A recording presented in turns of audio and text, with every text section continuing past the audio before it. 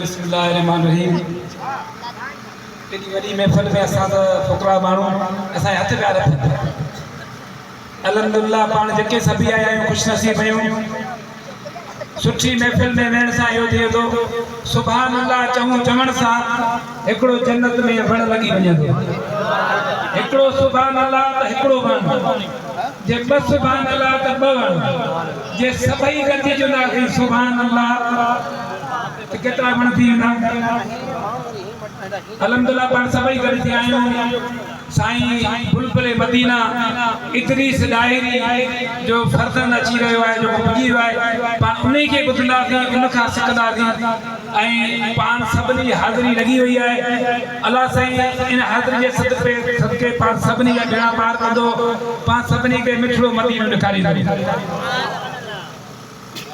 सल्लल्लाहु अलैहि या रसूल अल्लाह वसल्लम अलैका या हबीब अल्लाह। चो सल्लल्लाहु अलैका या रसूल अल्लाह वसल्लम अलैका या हबीब तव्हांखे गुलाम नबी मैसर हिकिड़ो अल्लाह वारो बुज़ुर्ग आहे, उनजो तव्हांखे गज़ल ॿुधायां थो। जॾहिं आख़िरी घड़ी थी तॾहिं सारे पियो या रसूल अल्लाह, हाणे तव्हां खां सवाइ कुझु कोन्हे ऐं आख़िरी वञण वारो टाइम अची वियो आहे। अचो शफ़ाअत बि करे वञो, दुआ बि करे वञो ऐं ॿेड़ा पार करे वञो। इहो नंढड़ो तव्हांखे गज़ल ॿुधाईंदा पंहिंजी जॻह तो मोते मेहरबानी सदका सवा करे मलाया जाया मुझी दवा करे मोते मेहरबानी सदका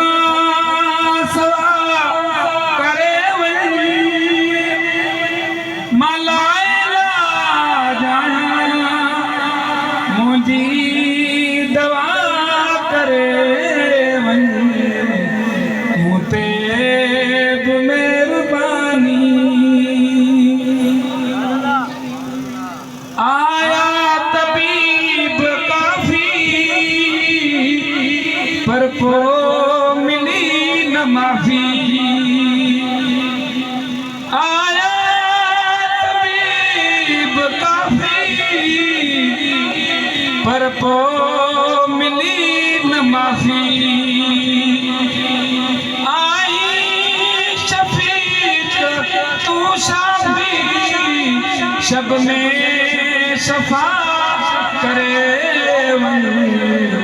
मोते मेहरबानी सदका सवा करे मलाया जाया मुझी दवा करे मोते मेहरबानी। थो इंतज़ार दीदार थे दमया, तो इंतजार क्या दीदार थे दमया। प्यालो मौत जो न पियामा अग में अता करे